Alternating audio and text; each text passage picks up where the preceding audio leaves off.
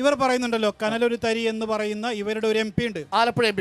ഒരു സെന്റൻസ് ഇംഗ്ലീഷിൽ ഇവിടുത്തെ ജനങ്ങൾ അദ്ദേഹം പറയുന്നത് കേട്ടിട്ടുണ്ടോ? നോക്കി വായിക്കുന്നു എന്നതിനപ്പുറത്ത് അത് ഏത് പോലീസുകാരനും കഴിയും.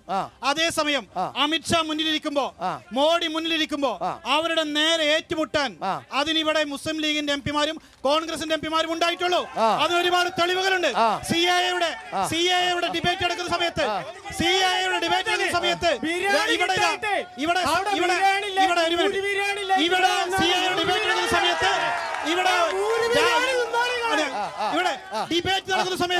ഇവിടെ അറിയാലോ Sasi Tharoor, NK Premachandran, PK Kunhalikutty, ET Muhammad Basheer തുടങ്ങി നിരവധിയായ ആളുകൾ.